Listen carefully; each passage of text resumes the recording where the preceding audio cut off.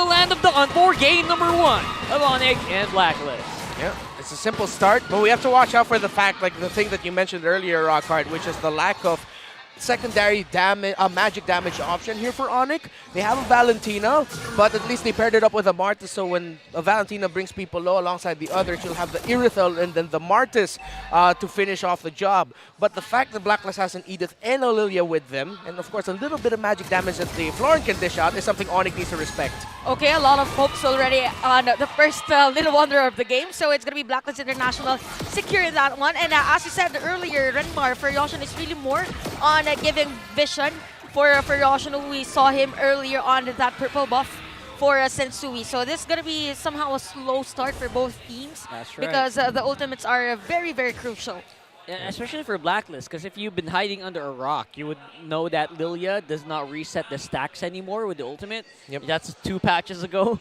And that's something that a lot of Lilia players have to deal with. Although the late game cooldown of the Glooms are a lot shorter now. Yeah. So, but in the early game, it's still going to be problematic. Yeah, it sometimes feels like that she never runs out of those little shadow energies that she brings down to the ground. By the way, there's 3 members on the side of Onic rocking the assassin emblem. It's the Irithel, the Valentina, and the Martis as well. So you have to watch out for the potential burst scaling for that Onic can dish out. But that looks like something Blacklist International also considered because of the fact that they did draft the Florin.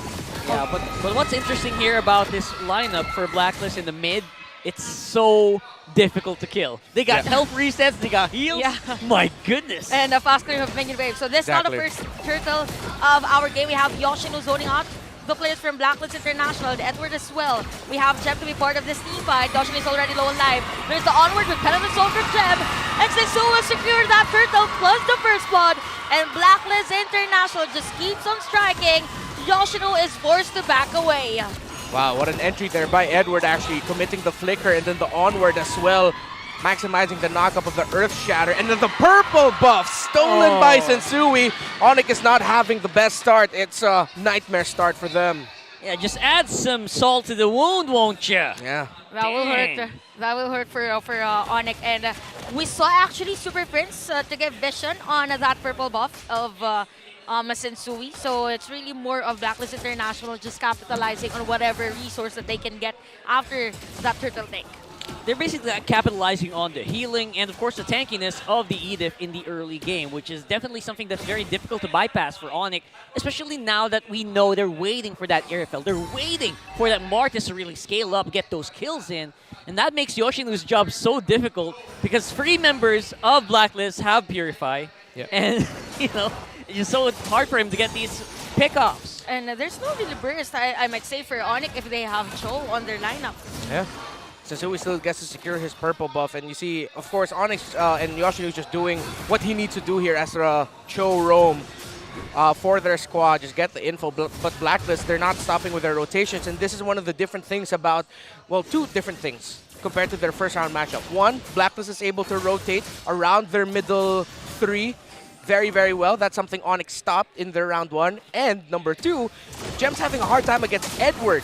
In their first meetup, Gem actually man-marked and shut down Edward from being effective throughout the game. But now, in the first sequence, in the first 5 minutes, Blacklist are having no problems with that, so that means Blacklist is comfortable. Yeah, to be fair, it's difficult to play a Charisma. If you go for penalty zone, no one has damage yet. So you're stuck there in that position until you get to a point where, you know, the Irithel can explode. So Net's a lot of weight around the shoulders of this young man here on the gold lane. And actually for Onic, they actually shifted on that type of playstyle wherein they focus on nets. But anyway, we will see a penalty zone for Gem. We have Yoshino as well. And look at Blacklist International is just dealing damage against Onic. It's going to be Yoshino down. Same goes with Gem with a flicker out. Low on life, but still alive as Ryzen is forced to back away. And Blacklist International on that aggression. Almost close. But Ryzen lives another day, and Blacklist International will secure that turtle. Yeah, wow. This Lilia, Onic is starting to have a taste of their own medicine, but in the middle, Super Prince is going to be able to get away.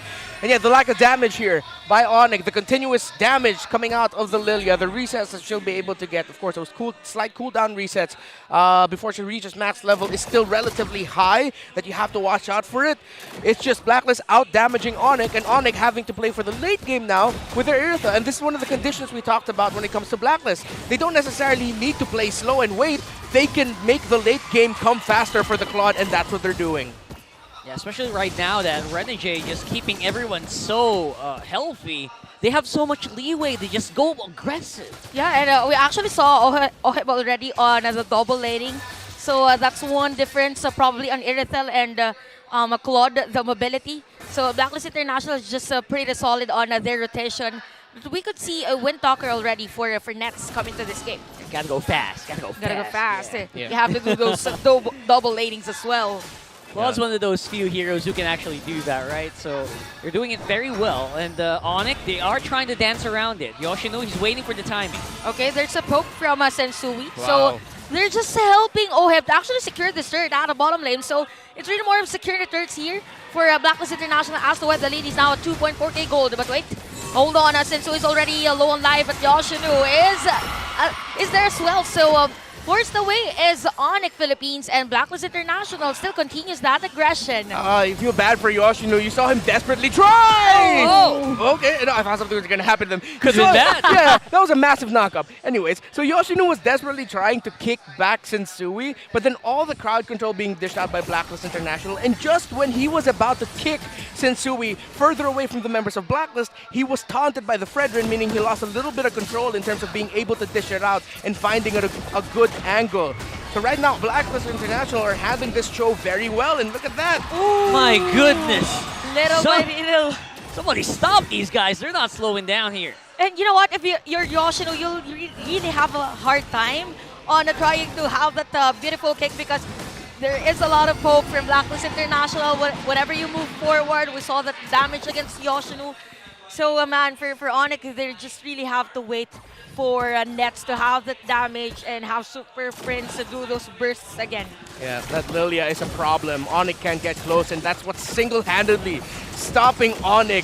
Yua is a Neo Beast right now with this Lilia. Literally a Neo literal Beast. Neo Beast. Actually, such a beautiful skin. I hope you guys already locked that in, because it's gone. You can't get any more. Oh, I didn't. Yeah. I didn't as well. But Same yeah, here. that's one of my favorite heroes. So yeah, a bit sad on that. But anyway, Blacklist International, they're not sad with this type of rotation, because yep, we saw Onic Philippines on the aggressive side, but okay, Yue is already low on life. Ooh. So a bit slow-mo on that, the secured kill for Onic, but it's a good kill because it's against Yue, the burst damager. Yeah. You know what's crazy? There's only been 3 kills in this game so far. It feels like we've seen a lot of things happen already, and it's only 3 kills. It's just a lot of them just poking. And then, I mean, we mentioned that earlier. Blacklist, try to go for poke as well, while Onic goes for burst. Blacklist goes for poke. And yeah, Blacklist are poking. Onic still not being able to burst just yet, but at some point it's gonna be evident the Super Prince has his item. Suddenly Blacklist will wonder, why is our health suddenly gone? Why are we terrified constantly? And that Valentina being able to catch up is one of the keys right now for Onic to be able to turn this game around. I like the aggression being shown here by Sensui, just making sure he's a very stalwart front line here for Blacklist. Okay, Raizen's gonna be a target, but will still be alive, so it's just poking for both teams. Blacklist International just getting prepared for this Lord objective. Actually, it's 9 minutes already. So even for Ryzen, as much as possible. Okay, middle lane. So middle lane, if there's a hit map in this game, we could see that this part is gonna be super red. It's gonna be super cloudy. With all these footsteps. Yeah, it's all just there, focus alongside the river. And you can clearly tell Blacklist acknowledged what Onic did to them in round 1. Oh, but up top, someone's gonna get kicked. Someone could have gotten kicked, but now Purify coming in to save the day. So it's a good thing for Onic actually that Oheb doesn't really have the Purify before this Lord take. So they might want to force a kill against Oheb this time around. So everyone is getting positioned for this bigger objective. But I think it is going to be a long one because, of course, this is Blacklist and Onic. So look at that. Just dealing or just poking each other. So we have Sensui up front. Yeah. and the others on position. Okay, Onic might need to play for something different here because Ryzen is one level behind Sensui. It's going to be so hard to win the stretcher battle if you're Ryzen. Wow, it's a very messy one here. Edward already used the onward. Okay, we already have the kick for Yoshino against Edward. We have the penalty zone as well. Primal for Jem. Rep! Oheb on that free hit. And it's going to be a kill again for Blacklist International as Edward will get a double kill. Plus, they have the opportunity right now to get this Lord objective. So 2 players down for Onic Philippines. That's the thing about this hero, man. It's a tank. You're in your mind. You're saying this guy is supposed to be a tank, but he hurts so much when he goes on the Primal Wrath. The kick onto Edward was... It seems like Yoshino was just trying to go for something, get someone, but the wrong target. Edith is not the best course of action there, but it seems like Yoshino was trying to kick someone else, and now Blacklist are still in full control. The middle rotation of Onic was shut down. They weren't able to shut down the middle rotation of Blacklist. The Lilia has been, again, this Lilia pick in the first phase just completely controlled everything that Onic wants to do. And now as we look at the items, up to a Corrosion Scythe already is this Claude, Berserker's Fury already, so 3 core items locked in by both marksmen. But the difference is there are already Blade Armors on the side of Blacklist International, but there's a Blade Armor on the side of Onic as well. You know what, with the damage actually of the Lilia, I thought it's full burst items. But anyway, Yoshino is going to be bursted on by Yue. They don't need any minions at the middle lane to secure a kill. That's how huge the range of Blacklist International is.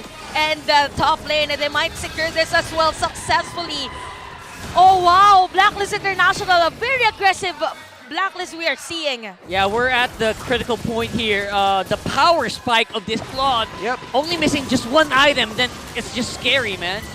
Okay, in middle lane, so we will see a ton against Ryzen. A bit not so tanky Martis anymore for Onic, so Onic is able to secure another inhibitor turret at the middle lane, but for Blacklist International, this is a huge 7.3k gold lead in just 12-minute game time.